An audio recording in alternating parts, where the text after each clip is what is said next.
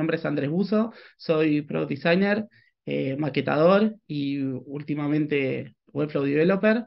Desde más o menos hace 12 años que estoy en el tema del product designer.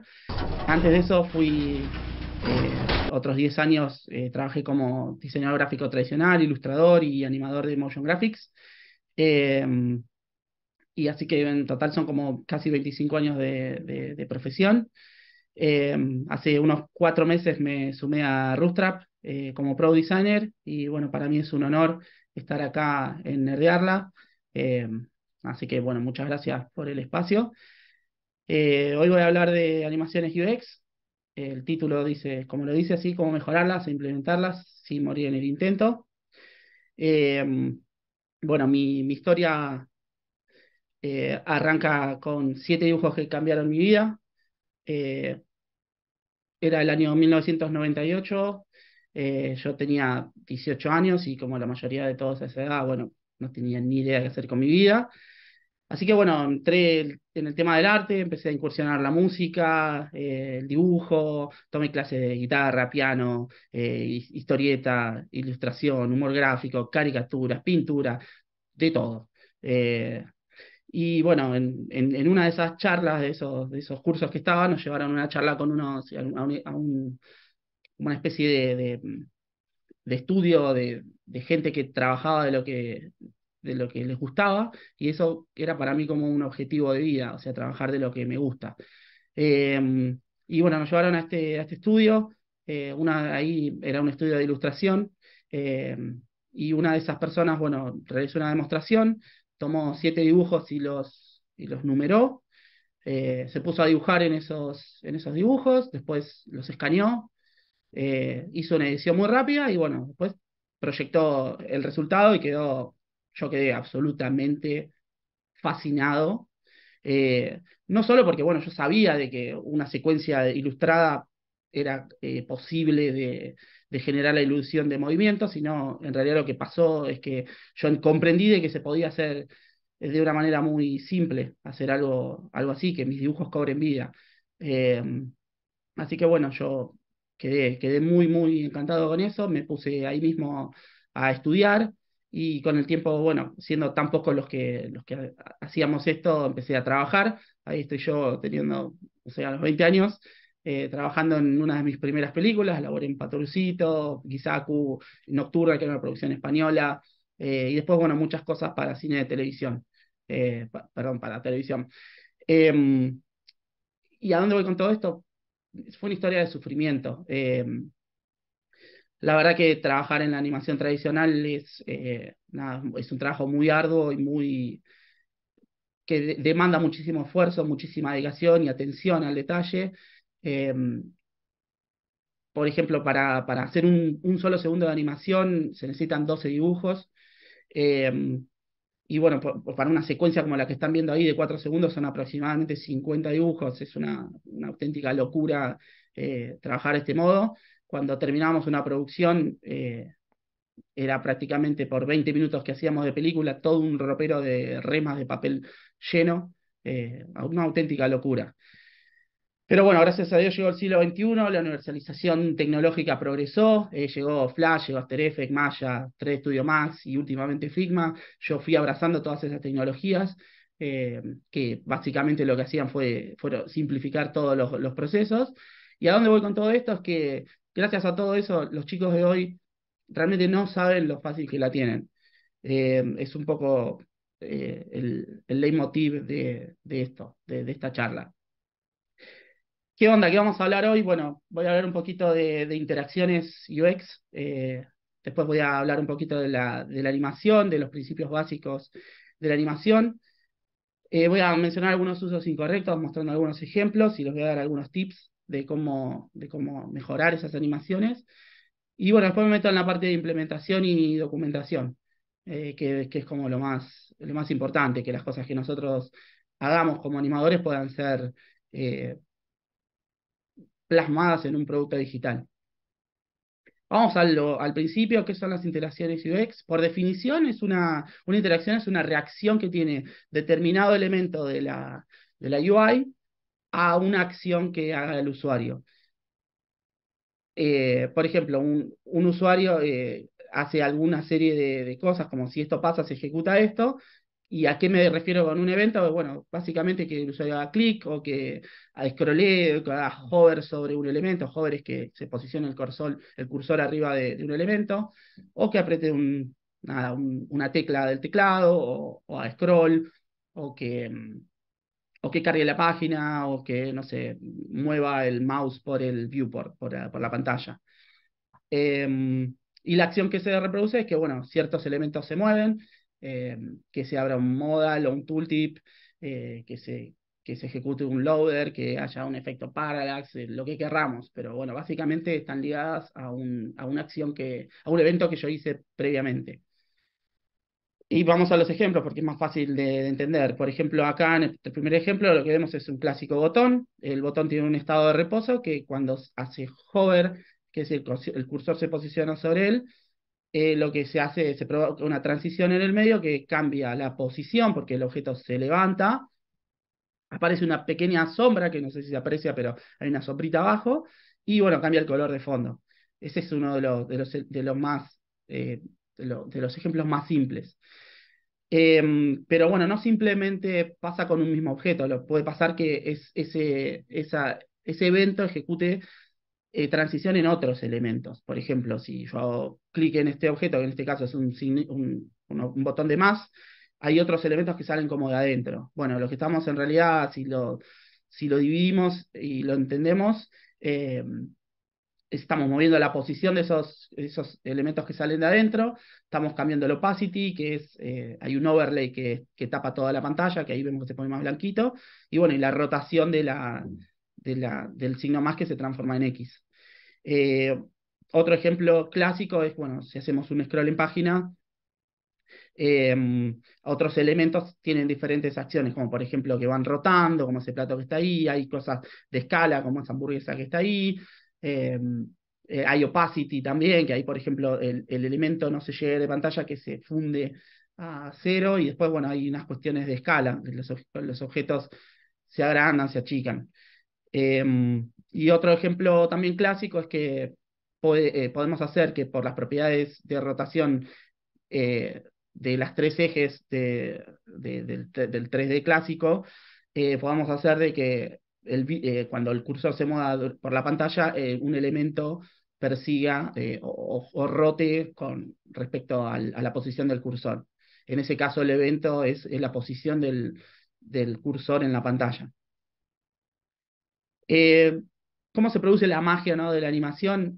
Bueno, súper básico es si yo tengo un elemento en un punto A y lo quiero trasladar a un punto B, no vale con que hagamos esto, tipo corte y ya está, porque no se produce una animación, estamos viendo un salto simplemente. Entonces, lo que falta en el medio es como la ilusión, todas las cosas que suceden en el medio.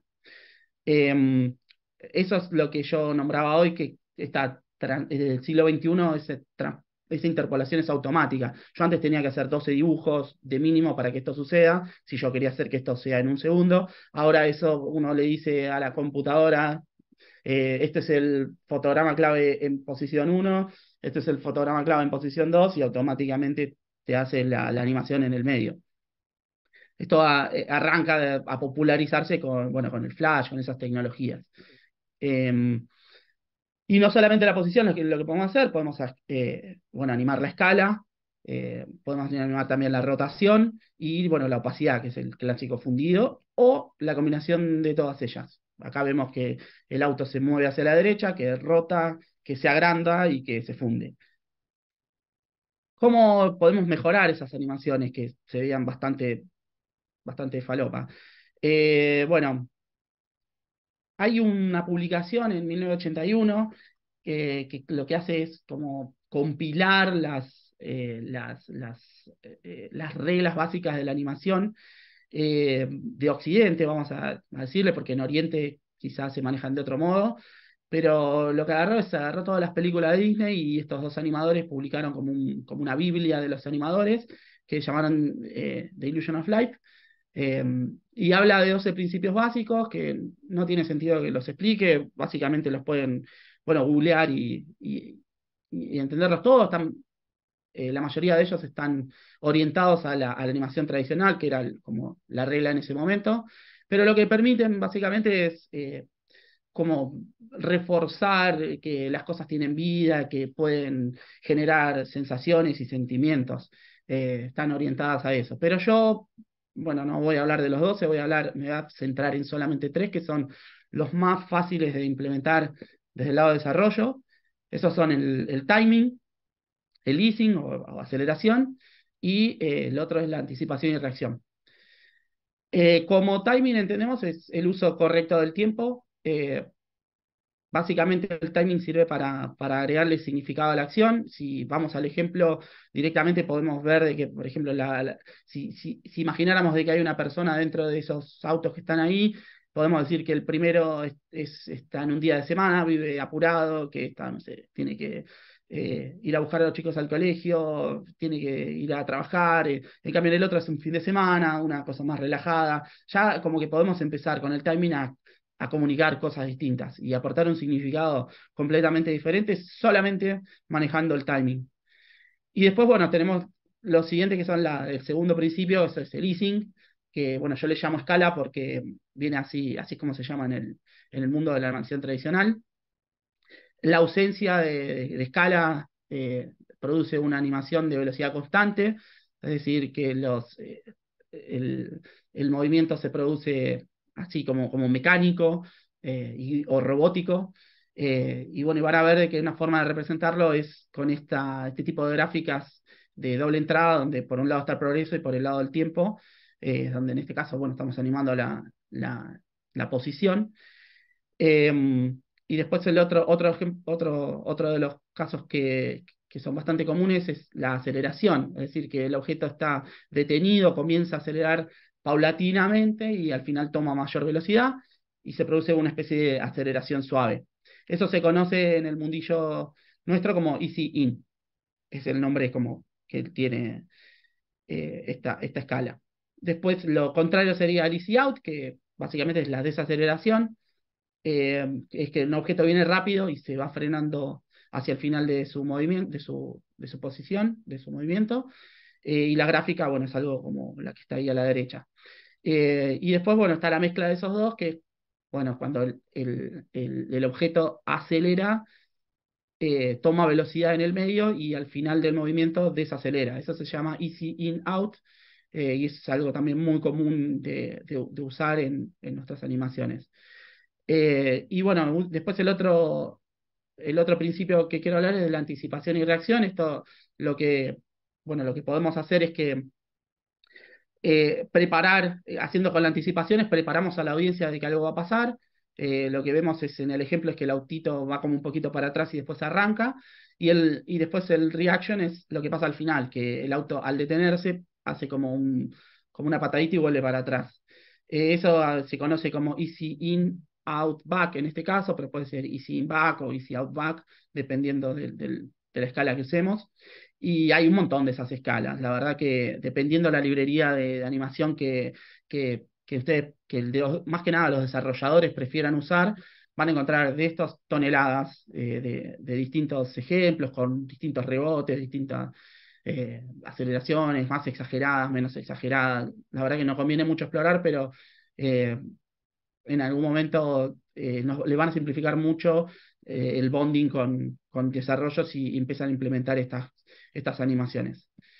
Bueno, vamos más a lo comunicacional de la animación. Les voy a mostrar algunos usos incorrectos, por así decir, o por lo menos de mi modo de ver. En este caso, vemos una empresa proveedora de servicios de Internet. Tenemos una animación acá que transcurre, bueno, muy lentamente, todo muy vistoso, todo muy lindo, pero bueno, está comunicando algo contrariamente a lo que debería contar. O sea, si fuera el que realizara esto, haría algo que las transiciones serían completamente distintas, mucho más veloces y bueno, y drásticas, porque están quizá connotando algo completamente diferente. En el siguiente ejemplo vemos un caso contrario, de que, bueno, es un spa y tenemos animaciones de transiciones que son quizá violentas y muy rápidas, y quizá lo que están transmitiendo es algo casi contrario a lo que debería transmitir, que es, bueno, un lugar de relax y un momento de disfrute, de lentitud y algo por el estilo. Y otro caso muy común de ver es que en un sistema de diseño se utilicen distintos tipos de animaciones en los distintos elementos, que estén conviviendo distintos tipos de animaciones para los diferentes elementos. Por ejemplo, acá en esta pantalla vemos que, por ejemplo, ese modal se abre a 1000 milisegundos, este drop-down despliega 600, acá esos hover se producen a 0 milisegundos, acá 300, este drop-down abre a 900, este tooltip abre a 400, es todo como bastante caótico y no deja lo que produce es como una sensación de desorganización o de que no hay consistencia. Y después otro caso súper común, como un uso incorrecto, salvo que lo requiera. Acá, por ejemplo, están usando una animación, una escala lineal, que lo que produce es como un movimiento robótico, y la verdad que no queda eh, del todo lindo. Podría mejorarse mucho esta animación si utilizamos escalas un poco más exageradas de aceleración y desaceleración. La primera conclusión hasta acá es que la animación no es solamente un efecto wow de poner algo porque sí, sino que es comunicación, es como un intento de poder ir más allá. Eso es muy importante, de tener eh, como conexión con el producto. Eso es muy importante de tenerlo siempre en cuenta. Algunos tips que les puedo dar es que, bueno, que justamente que sean coherentes con las necesidades comunicacionales del producto o servicio que estén diseñando. Eh, si están diseñando algo toon o algo, digamos, del mundo, algo más divertido, pueden usar escalas con rebote, digamos, con anticipación y reacción. Si están diseñando algo más tradicional, pueden usar escalas más de easy in y out. Y si es justamente, bueno, algo medio robótico, pueden ir al linear, ¿no? Obviamente. Eh, Después en los sistemas de diseño, tratar de ser racionalista, ¿no? Y usar siempre los mismos intervalos de timing y curva de easing. ¿Qué quiere decir esto? Es que tratemos de agarrar siempre intervalos de tiempo regulares. Por ejemplo, agarrar entre 300 a 600 milisegundos, por decir un ejemplo, y tratar de resolver todas las animaciones en esos mismos tiempos y con los mismos curvas de easing. Eso es como siempre muy importante. El otro tip es tratar de esquivar las escalas lineales, salvo, bueno, que estén haciendo una página de robótica o algo por el estilo, que el proyecto lo requiera, eso sí sería válido.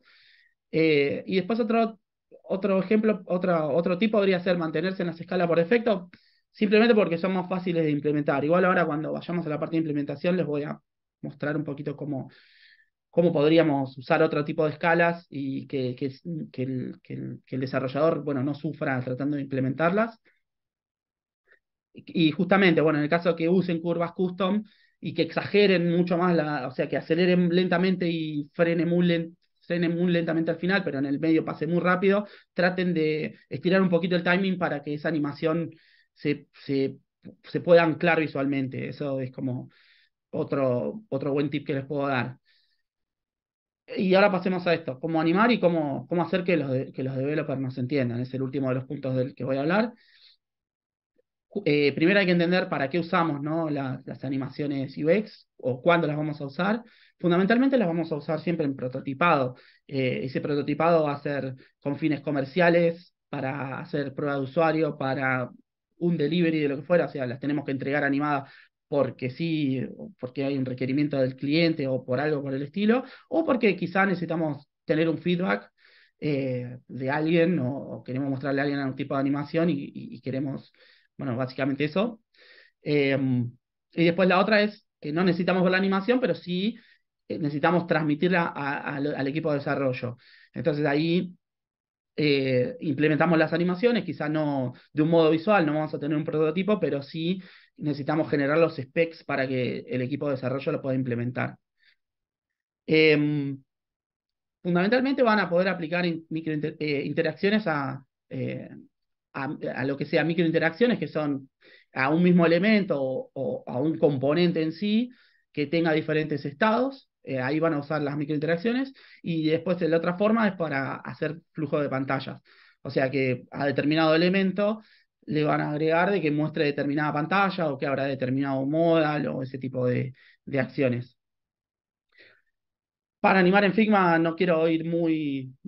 es como el software de momento, es lo que más se está usando, pero es muy parecido prácticamente en XD y en todo. Yo elegí Figma porque es como el más común, y esto es quizás si lo ve alguien muy avanzado me va a odiar, pero bueno, básicamente van a la parte de prototipo, seleccionan un elemento y tienen que hacer la flechita ahí. No les voy a andar explicando mucho, hay 1000 videos que lo enseñan.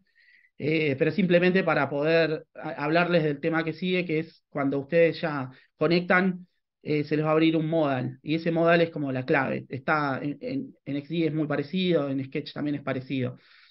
En este caso voy a hablar del de Figma, pero son parecidos. Acá lo que van a poder comandar es, eh, en un principio van a poder seleccionar cuál es el evento, si quieren hacer tap o clic o lo que fuera. Bueno, van a poder definir cuál es la acción que necesitan, el destino, el tipo de animación, que ahora lo vamos a ver en detalle, la escala, que es lo que estábamos hablando hoy, y el timing, que es el tiempo básicamente que va a durar la animación. Este es un ejemplo del easy out. Por ejemplo, cuando seleccionan easy out y van a custom, esta es la curva de easy out. Ahí se ve, empieza a tener conexión con lo que estaba hablando antes. Y cuando haces una animación custom, hay un montón de numeritos, por ejemplo, que aparecen acá abajo, que ahora les voy a explicar. No lo voy a explicar en detalle, pero sí les voy a explicar de cómo a los developers les puede servir. En el caso que quieran hacer una animación con rebote, lo que simplemente tienen que editar la curva de una forma más o menos parecida a esta. Simplemente generan ahí con el Bezier, van tironeando de las puntitas, y funciona. Y pueden generar animaciones como este estilo, o sea que cuando llega el elemento ahí, como que tiene un pequeño rebotito. Vamos a ver cómo implementarla, o sea que los desarrolladores nos entiendan. Lo primero y principal es tratar de delegar a Figma, o sea, tratar de entender esto es fundamental. Ahora Figma desde hace 2 meses que tiene como un demo que, bueno, básicamente le da toda la información al animador, al desarrollador de cómo implementarla. Van a ir al inspector de especificaciones y van a ver la duración, la curva, el tipo de animación y cuál es el tipo de evento, etcétera. Eso rapidito, porque estamos cortos de tiempo. Y bueno, en el caso del Smart Animate, ¿qué es el Smart Animate? Es una opción que tiene Figma para animar cosas complejas. Simplemente lo que hace es compara dos instancias o dos pantallas, busca las coincidencias y las anima.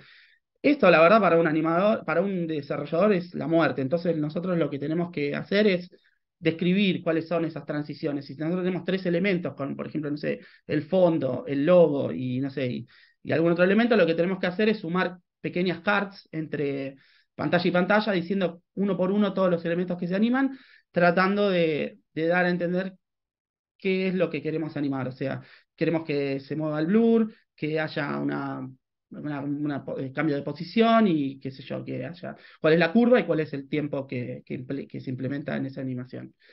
Pero ¿qué pasa si la coreografía es compleja? O sea, nosotros tenemos una animación acá que corre súper loca y después de repente se abre y tenemos un montón de elementos de UI animados de forma asincrónica. Bueno, ahí lo mejor, lo que yo recomiendo es usar otro software y si directamente After Effects. Acá, bueno, simplemente armamos la animación.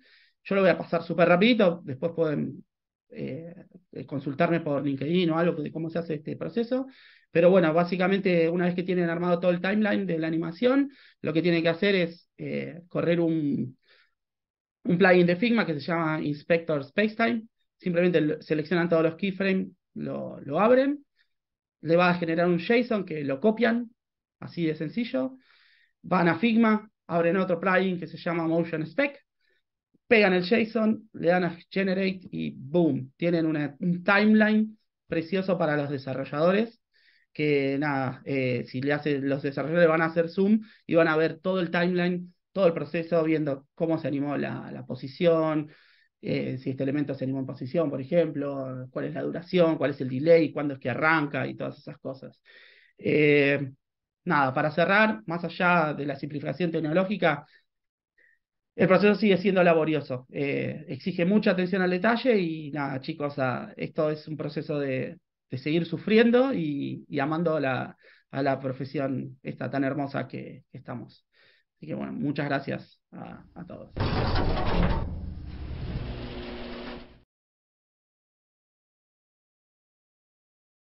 Vamos a nerdear,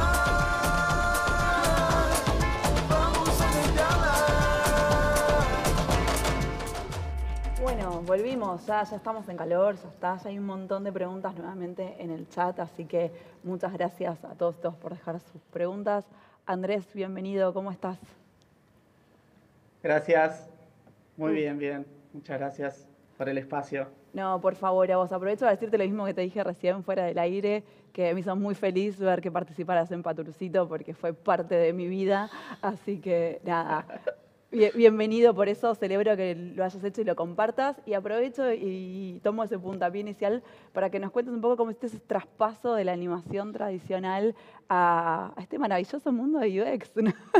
Que nada, que a veces parece natural en un montón de aspectos, pero difícil el empezar y el abrirse de camino. Así que está bueno para quienes nos escuchan del otro lado, les cuentes un poco esa historia. Bueno, ¿no? Sí. Primero hay que entender lo que es un proceso, ¿no? Yo arranqué ya hace 15 años, ¿no? De esto y bueno, es algo que se fue dando paulatinamente. Yo, como te decía, ¿no? Arranqué. Me estoy escuchando como mi voz ahí, es un lío. Te Bueno, me escuchamos saco bien un cachito. nosotros, ¿eh? Bueno. Em, entonces, pero que me concentro un montón. Ahí está.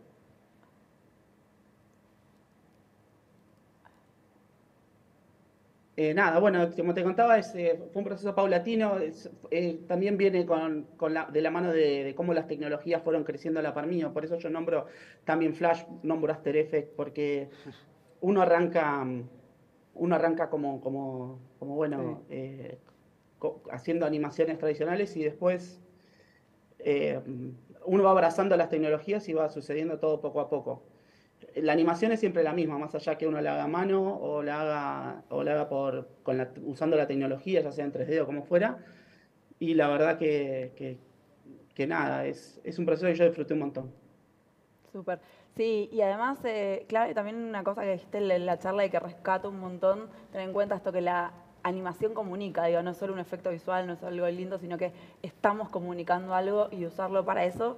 Y creo que ese es el link directo con UX, ¿no? Digo, 100% comunicación, llegar a las personas que están del otro lado, hacérselos más fáciles y más entendibles. Y ahí es donde todo claramente se entrelaza y tiene que ver con todo y fluye. Así que eso está muy bueno. Sí, Bueno, te tiro un par de exactamente. preguntas acá en el chat que ya spoiler alert, no vamos a llegar a responder todas, pero te invito a que después te sumes y dejes tus respuestas ahí.